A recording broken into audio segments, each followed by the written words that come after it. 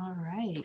Well, good evening, everyone, and welcome to tonight's presentation on Maine Climate Council's action plan and what it means for Belfast with Brian Ambrette. I'm Brenda Harrington from the Belfast Free Library, and I want to thank you all for coming. And I also want to thank our co-sponsor tonight, whom we're really happy to co-sponsor with the Belfast Climate Crisis Committee for this talk.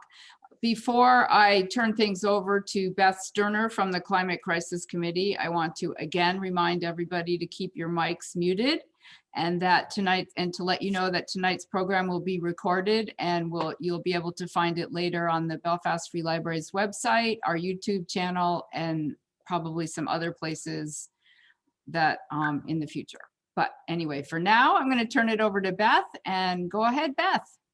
All right, welcome everyone. I am Beth Sterner, and I am a member of the Belfast Climate Crisis Committee, and we're co-hosting with the library this event tonight with Brian.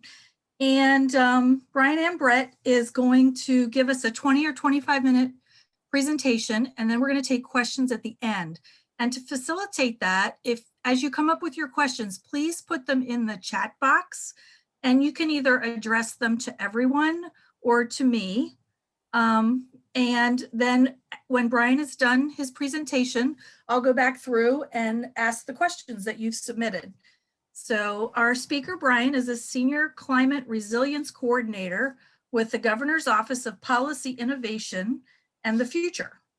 Brian has a decade and a half of community conservation and nonprofit experience in New England and the Mid-Atlantic. From 2014 to 2019, Brian was the Director of Strategic Initiatives and Coastal Resilience Program Manager at the Eastern Shore Land Conservancy in Maryland. And for those of you who are not familiar with the Eastern Shore, that is the eastern shore of the Chesapeake Bay. He provided rural communities with adaptation and resilience planning assistance through a groundbreaking regional climate collaborative.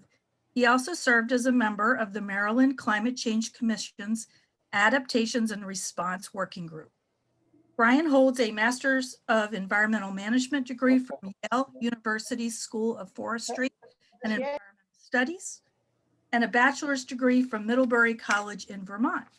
Thank you for joining us tonight, and now I'll turn it over to Brian. Thank you, Beth. Thank you, Brenda. It's a pleasure to be here with you tonight and to be sharing the brand new Maine Won't Wait Climate Action Plan. It is hot off the press as of about 2 weeks ago. We'll get started here. I'm going to speak, as Beth said, for about 20 to 25 minutes, and then happy to get into a discussion with you all about the plan and what it might mean for Belfast. So here we go. Are you able to see my slides moving along? Great. So we're here today to talk about climate change, but first I do want to acknowledge the COVID-19 crisis we're facing and still facing in our communities as a nation. The pandemic is front of mind for all of us, and it can be tempting to push climate change to the back burner because of that. And while COVID is not the result of climate change, it is a tragic example of the kinds of multiple overlapping crises that communities and states will face in a climate-altered world. These crises cannot be ignored, and neither will be solved without collective action. Furthermore, like COVID-19, climate change has an outside negative impact on people with the least means to protect themselves, especially our poor and marginalized communities. The Climate Council is tasked with ensuring that our most vulnerable communities are prioritized and the benefits of new policies and programs are equitably distributed. When Governor Mills came to office, she made tackling climate change a priority for her administration, and she tasked my office, the Governor's Office of Policy Innovation and the Future, with leading the state's efforts. But we cannot do it alone, and I'm pleased to be talking with you tonight about how we can work together, as Governor Mills says, to mitigate climate change at every opportunity, help our communities become resilient, and create jobs. Governor Mills worked with bipartisan members of the legislature to establish 2 ambitious greenhouse gas reduction targets, lowering emissions 45% by the year 2030 and 80% by the year 2050. The legislation also included instructions to ensure that the state builds resilience to the impacts of climate change. Additionally, Governor Mills laid out a goal of achieving carbon neutrality by 2045, which is in line with the UN IPCC's recommendation of ensuring global carbon neutrality by 2050 to keep global temperatures from rising beyond 1.5 degrees above pre-industrial levels. The Maine Climate Council was charged with developing the plan to meet these targets and goals, which was due to the legislature and the governor this past December 1st. Maine Won't Wait is a 4-year climate action plan that moves the state towards the 2030 and 2050 goals. The council is charged with updating this plan every 4 years. The task is daunting, but progress has already been made. The blue line here shows Maine's greenhouse gas emissions peaked in 2002. We're currently down about 33% from the peak as of the 2015 data, and down 17% below the 1990 baseline level. And we're currently meeting the interim goal of a 10% reduction by 2020. The goal is to stay on the yellow curve or below it so that we're meeting the 45% reduction by 2030 and the 80% reduction by 2050. In Maine, most greenhouse gases come from transportation. In fact, it's a bit over half of the emissions in the state, followed by residential emissions, commercial and industrial sources, and then finally energy generation comes in at about 7% of the statewide emissions. The Climate Council also had some guiding principles from the legislation to help guide through both the values for mitigating and adapting to climate change. Those have to do with resilience, vulnerable communities, natural resources, equity, and the use of sound science in the deliberations of the Climate Council in creating the plan. The Climate Council itself was a 39-member council, assembly of scientists and industry leaders, bipartisan local and state officials, and was charged with creating that climate action plan. It had a scientific and technical subcommittee that was responsible for identifying the impacts of climate change and helping keep science front and center. A new equity subcommittee will come together in 2021 as a result of the plan and ensure that planning and implementation of these climate strategies ensure the benefits accrue across a diverse population of Maine's people. 6 working groups comprising of over 100 or 230 members, one of which I see is on our call tonight, Esperanza Stanchoff, helped guide and create recommendations that the council considered for implementation through the plan. The plan lays out 4 clear goals and in no particular order: reduce Maine's greenhouse gas emissions, avoid the impacts and costs of inaction, foster economic opportunity and prosperity, and advance equity through climate responses. The actions that will come in on the next couple of slides will fall under each of these 4 categories. So you'll see these goals at the tops of each of the slides. For reducing Maine's greenhouse gas emissions, there were 3 broad areas: transportation, modernizing buildings, and reducing carbon emissions in electrical generation and industry sectors. And while I won't read all of these, you can see them on the screen in front of you. These are the specific action areas that were recommended through the plan. And I'll try to pull out some themes here for you. The first is using less energy overall through energy efficiency practices. And this comes through pretty firmly in the building sector, trying to weatherize homes and appliances that use less energy so that we're using less energy overall. In other areas, it is to electrify as many processes as we can. So home heating and transportation through electric vehicles would be 2 major examples. And by putting more and more reliance on electricity rather than fossil fuels, we're getting off of high emitting processes and transferring over to the cleaner grid. And that's really the third theme here, is cleaning the electricity that goes onto the grid in the first place, so that over time, as we electrify our heating and our transportation, the grid gets cleaner and our emissions reduction grows greater as we move towards 2050.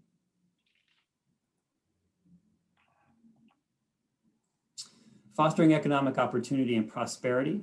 Across all 8 of the major strategy areas, we see themes around market and workforce development opportunities, quality jobs for Mainers, education and awareness building, And then funding, innovative financing, and incentives to create the drive towards new technologies and innovative solutions. And so even with the COVID-19 crisis and the economic downturn that we've seen across the country, it's been really imperative that we think about climate change, the opportunity to solve climate change and create jobs and create opportunities for the industries in Maine. To that end, there's a sister companion document to the climate plan called Strengthening Maine's Clean Energy Economy, and it really lays out some pathways and opportunities for building those jobs and strengthening economic sectors in Maine. Again, through policy and program development, workforce development and recruitment, clean tech innovation, and equity and a just transition for industries and sectors that are harmed by transitions away from fossil fuels. 3 strategy areas focused on adaptation and resilience. And again, there are a slew of action items here, and I'll pull out some themes again. The first is the importance of science and monitoring. We have to know what's going on in our natural environment and in our communities in order to be able to respond to it and come up with solutions. And so there's a lot of emphasis put on putting in place the procedures and the capabilities to understand and assess how our natural environment, our fisheries, our forests, our agricultural lands, and our communities are changing in response to climate change, and then understanding what we can do about that. A second theme is around technical assistance, and that can be both for our towns as they think about becoming more resilient to sea level rise or flooding or high heat or changes in ecosystems. It could be for landowners as they think about how to manage their farms and their forests to sequester more carbon or act as refuge for ecosystems and wildlife. The third theme is nature-based solutions and using nature as a model in many places for building resilience and for promoting, promoting ecosystem services and ecosystem resilience.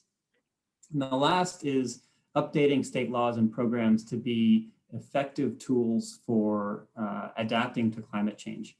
And so whether we're talking about land use or grant programs or technical assistance, many of the existing programs and laws in government were established decades ago before climate change was recognized as a major issue. And so these need to be updated for climate change to be more useful.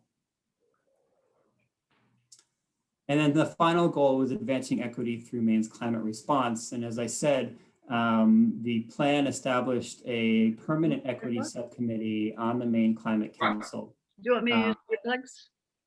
No. Okay. And that subcommittee will ensure that the shared benefits of all of the actions implemented through the plan will accrue across diverse populations of Maine people.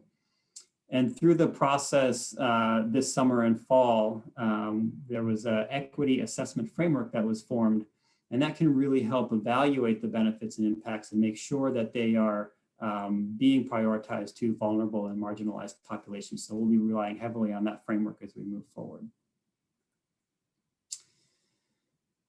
So in the coming years, the plan will be implemented, and of course there will be discussions about how that will be done, whether it's through legislation or executive orders or agency action, or just the work of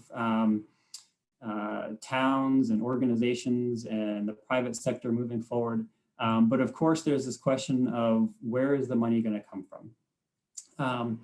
And so the unprecedented conditions caused by COVID-19, stretching state revenues and family budgets alike, implementation is really focused on opportunities that save families money and support economic opportunity around the state.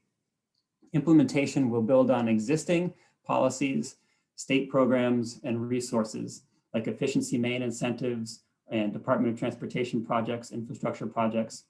But the plan will require, over time, significant and sustained investment, well-financed programs, and property capitalized lending.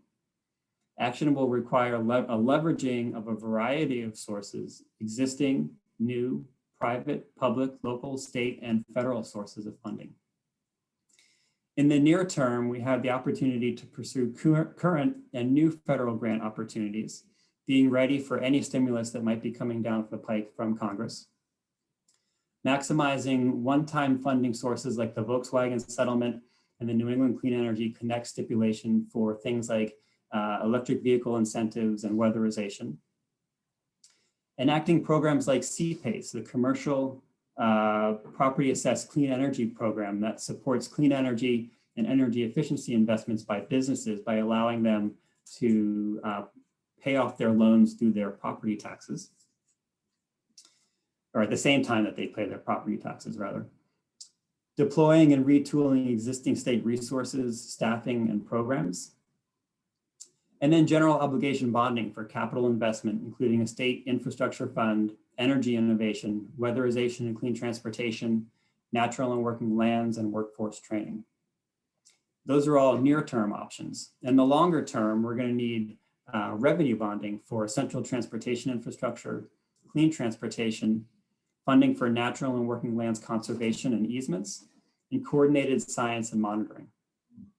And then lastly, innovative funding as highlighted through the Clean Energy Economy Plan and the mechanisms to bring private capital to bear in places where there are opportunities such as a green bank or other ways to fund major changes in energy sourcing, energy efficiency, and things like that.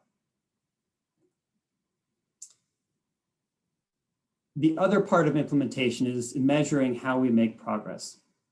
The plan identifies clear actions, intended outcomes, and targets for many of the action items, such as the number of electric vehicles that will be on the road, the number of heat pumps installed, and the number of homes weatherized.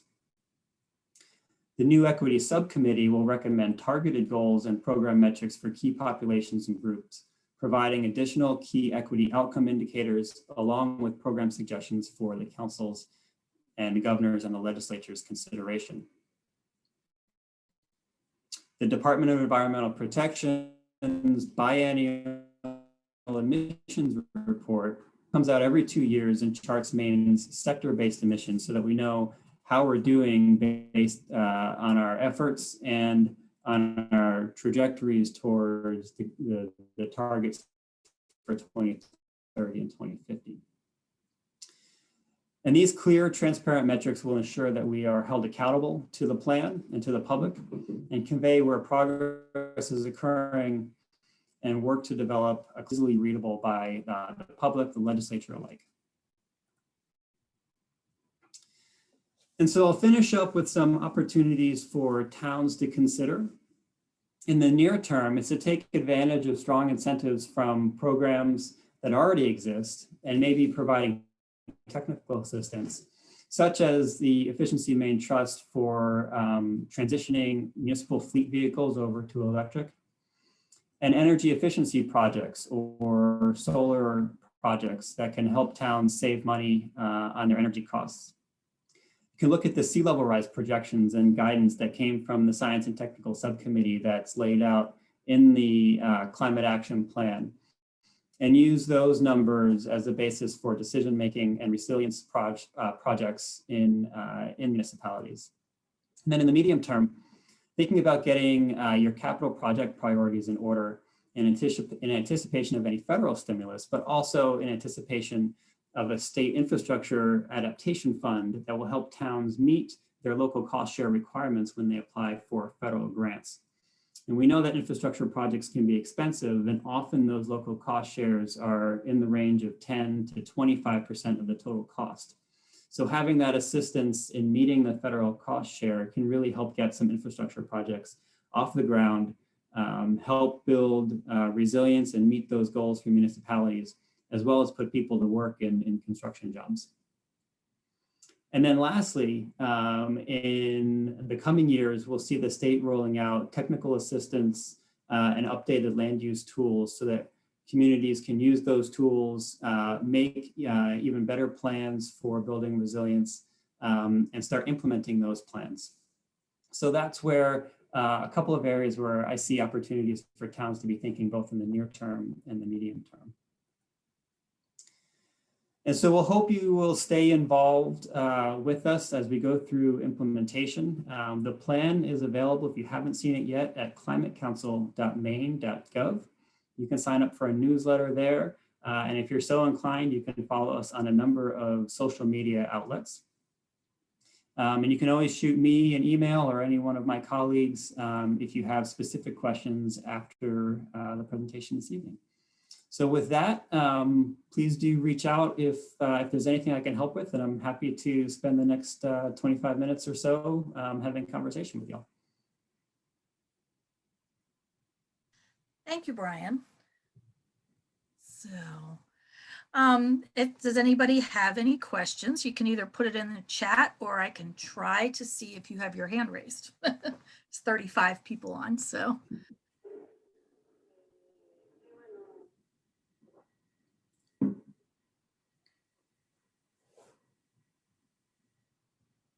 I know that I was interested to learn a little more if you could expand on what the Maine Climate Corps is about.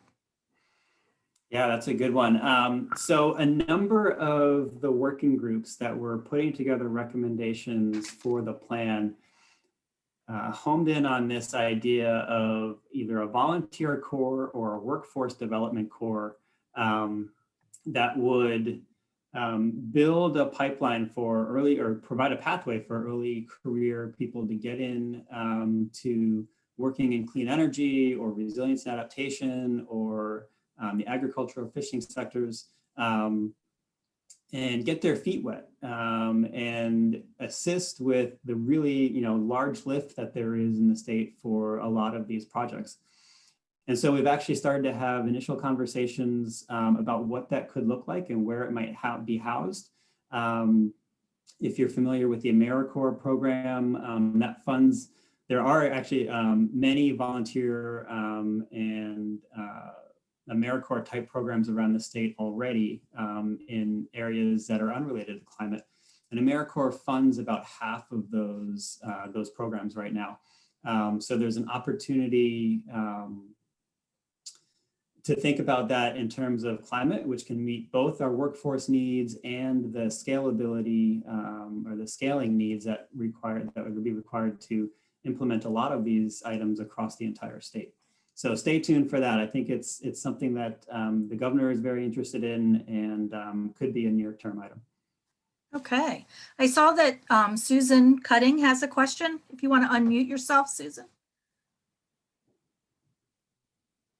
Hi, this is a really exciting program. I'm really really glad to hear it's happening. And my question is how is the Maine Climate Council and the climate plan going to influence the management of development of new industries in the state, especially ones that are super high carbon impact?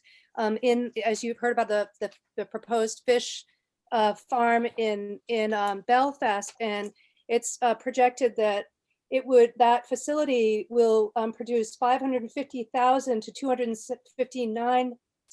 550,000 to 759,000 metric tons of CO2 into the atmosphere each year, which would be 4.6 to 6.4% of Maine's 2030 greenhouse gas emissions targets. So my question is, I love the name of this is Maine Can't Wait, right? And so how is the Climate Council and this plan helping prevent or helping our state choose development that does not cause huge greenhouse gas emissions and thus making it harder for Maine and our town, but Maine as a state, to meet its targets?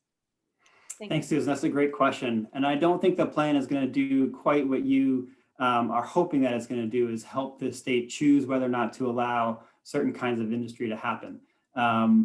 But what I think it can do is make energy efficiency incentives available The other industry that will come in and is showing really high energy use is the marijuana growing industry, right? And so I think it's important that things like the incentives coming through Efficiency Maine, and Efficiency Maine actually offers a lot of technical assistance to businesses to help them use less energy through their processes. So I think we need to look at incentives like that and through technical assistance like that will work together with these industries that are creating jobs, but will help them reduce their energy footprint, go to cleaner sources of energy, and ultimately make a product in Maine that is in line with the goals of the Climate Council. Yeah, it seems Hey, like Nordic couldn't operate in their whole nation is good looking at being carbon neutral almost now. If you look at their sites, their whole country's projections, I don't think Nordic could operate there, but they're finding an environment here to operate and have a huge carbon footprint and not be regulated. So that's, I don't think we should be a dumping ground in a sense, like sending our garbage to Mexico or sending polluting facilities here. And there's like 5 more land-based agricultures planned for Maine. I just don't know how we're going to meet any kind of targets if we're letting these huge new big sources come in. How are we going to meet any kind of targets if we're letting the numbers climb and we're supposed to be reducing? Yep, I think it's a valid point. It's a valid question. I don't have a specific answer for this instance. All right, thanks. Okay, thank you.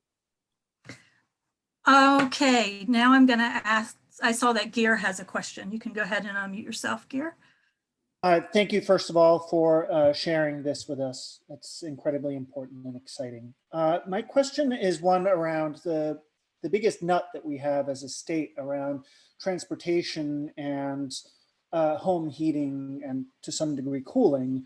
And I want to intersect that with the equity question. We have a lot of people who can't afford a lot of these things and whose homes may in fact in some cases not even be worthy of upgrading to some degrees. So is it been any consideration about using the Green Bank as a vehicle for producing low interest loans for people who maybe are the lower sort of income and net worth spectrum? It's a good question. Thanks. The conversation about whether or about a green bank is still in its infancy, and but there are good examples out there. So Connecticut has some really innovative programs for helping low-income folks put solar on their roofs or update their homes or switch to heat pumps. And so there's a lot of examples out there that we can learn from. I think Connecticut is really leading in a lot of ways around the green bank and has been certainly adding some of the lessons that they've learned to the discussions here in Maine. But at this point, it's a bit too early to tell whether the outcome is going to be a green bank or some other programs, perhaps through Efficiency Maine. But there's certainly things that we can learn from other states that are doing good work in this space. Thank you. Okay, Barbara Bell had a question, and I think it was related to my question about the Maine Climate Corps. She asked what or who would be coordinating the implementation of that. Of the Climate Corps specifically? I think that's what she's referring to, based on her question. Yeah. Yeah, I think that, as with a lot of the things in this plan, how they're gonna land and how they're gonna get implemented is still being worked out as we talk, and will be probably heavily debated in the legislature as well. There is an office within state government. I don't have the name for you at the moment, but that handles service, volunteer and service type programs. And so that would be a natural place for at least those conversations to start happening. Okay. And then Barbara Klee asked a question. Are you looking to reduce waste and energy use both by individuals and by businesses? Absolutely. Okay, I thought, okay. And then John, go ahead. Can you hear me? Yes. Yes. I was really excited seeing the coastal and marine information exchange proposal, but I was disappointed to see that it wasn't going to be implemented until 2024. It strikes me as being something you can do administratively, doesn't require much in the way of laws, and I'm wondering whether or not, because its role appears to include gathering scientific data, like we're doing in Belfast already, why isn't that something we can move forward on promptly? It's a good question, John. And there's, as you read through the plan, you'll see that there's a date attached to just about every outcome there. And there's a tendency or a desire to want to front load everything, do it all at once. And we simply couldn't do that. We had to pace these things out. I think you make a good point about needing information in order to make decisions. But some things just had to be paced out in a way that was going to be manageable and realistic. And I think that that's one of the things where it might take some time to organize how that is going to happen. I think that there would be a lot of involvement from organizations and the universities around the state to put that together. So I think it's just on a slightly longer glide path in order to give folks the time to really think it through and think how it's going to work. So that's the, I guess, the answer that I have for you there, is that it's going to happen. And, you know, all of these things, this is a 4-year action plan. And it's, you know, actually it's pretty ambitious for all of the things it's going to try to get done in 4 years. And so, you know, I think you make a good point, John. I wish we could do it all up front, but we can't. We got to pace ourselves out. I just was thinking that you're talking about deciding on what infrastructure to pursue, et cetera. Having the information ahead of time is good. So thank you for your answer. Well noted, John. Thank you. Then we have a question from Jean and Marianne Randall. They comment that it's encouraging to see that Maine is on target to reduce emissions. The question is, what are the major contributors to the reduced emissions in Maine? Thanks, Jean and Marianne. Great question. One of the big ones is the Regional Greenhouse Gas Initiative. This is an effort that was started over a decade ago, and is the collaboration among the Northeast and Mid-Atlantic states to clean the energy that goes into the regional electrical grid.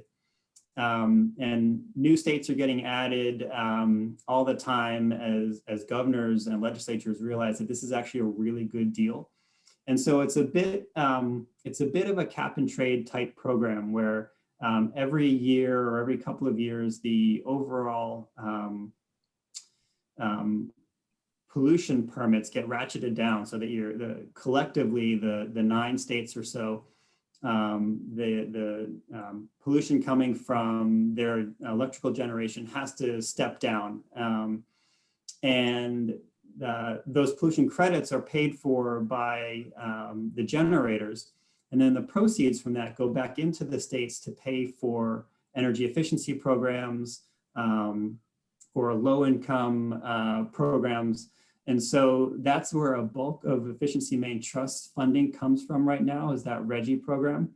And so the benefits are twofold. One, it's cleaning the energy that goes into the Northeast and Mid-Atlantic energy grids, electrical grids. And then it's providing funding back to the states for energy efficiency programs. And that's where the bulk of the emissions reductions have been coming from over the last decade or so. Okay, thank you. Catherine Pickering has a question. She says the city of Belfast currently has several projects regarding the harbor infrastructure that were reviewed with the Maine State Planning's Resiliency Project. How can we get started to get more in-depth assessments for costs and funding to get these projects going? That's a great question because it gets right to implementation and technical assistance.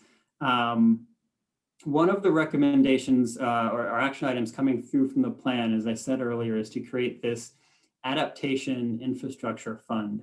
And it's going to do 2 things, or do a couple of things. As I mentioned, it's going to help towns meet that federal cost share requirement so that the burden on towns to pay for these infrastructure projects won't be as high. They'll be able to get federal funding in, and they'll have an assistance funding from the state to meet that threshold. The second thing it's going to do is provide some of that technical assistance, as you mentioned here, for more in-depth assessments, cost-benefit analyses, planning and permitting. And that will really help towns get projects from the conceptual phase to a more shovel-ready phase where they'll be ready for that federal funding or federal grants. So it's not in place yet. It's something that we're eager to do, hopefully in the first year or two. So stay tuned. Right, thank you. In the chat, I have a comment from Claire Fry that loans are a great idea. And then Esperanza Stancioff, I hope I'm not butchering your name too badly, has put a link in if everyone wants to check that out. If you have interest in the Green Bank, she said that there's a link if you want to send a letter to your federal representative about that. She has the link there. Karen Young has a question. Please explain the process of implementing the plan. Will there be legislation? What bills have been submitted? How can we support the new legislation? Great question. So yes, some of the plan will be implemented through legislation. Some of it can be implemented through executive orders. Some of it doesn't need new authorization at all, and it can be implemented through agency action. And as I said earlier, some of it will be implemented on the ground by towns, by nonprofit organizations in the private sector, and by individuals taking advantage of programs that are out there. In the legislature, the deadline for legislators to submit their bills is next week. So we haven't seen a list of what has been submitted yet. The governor's office is in the process of putting some bills together and will be submitting probably 4 or 5 bills. I'm not sure yet which ones will contain which recommendations, but it'll be a mix of implementation through the legislature, through executive action, and through organizations and towns in Maine aligning themselves with the goals and actions in the plan. Thank you. There are no other questions in the chat currently. Does anyone else have anything? Oh, wait, here's one. Never mind. John Kruger, how can one reconcile this ambitious plan and at the same time support a 24 megawatt new usage of power for a single industry? I think we covered that some. And how does one reconcile the continuous need to expand our electrical grid to support such increases? Well, I think we already addressed the first half of the question, but I think this talking about expanding the electrical grid, that's going to need to happen regardless, as we are electrifying our transportation sector and electrifying building heating. By some estimates, the grid is going to have to carry 4 to 7 times the amount of electricity that it currently does, just for that electrification of existing processes. And so this is something that the state is really going to have to dig into, understand, discuss, and make some decisions over in the coming years. We can head off some of that growth in the grid through smarter controls of our electrical system, through what's called distributed energy resources, things that, whether it's solar panels on your house or smart batteries in your electric car, things that take some of the load off of sort of traditional electricity generation sources and put them into more distributed, smaller scale resources across the state. So this is a really important area of discussion. I'm not addressing the single sector use question that John rose. But this idea that the grid is going to have to handle more capacity is a really important one that we're going to have to grapple with as a state over the coming decades. Thank you.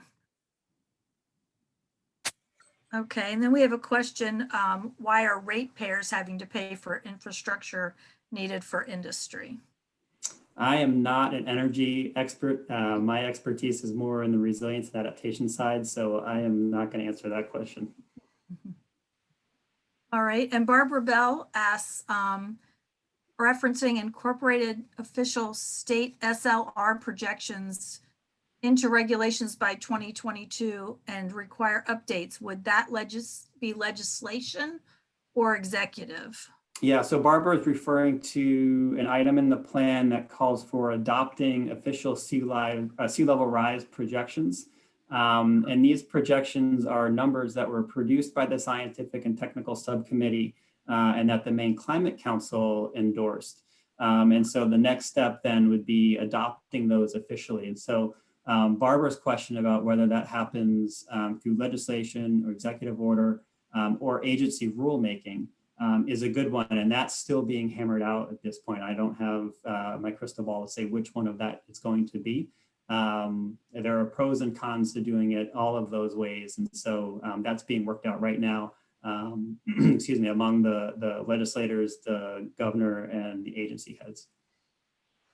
Okay, thank you. Anyone else?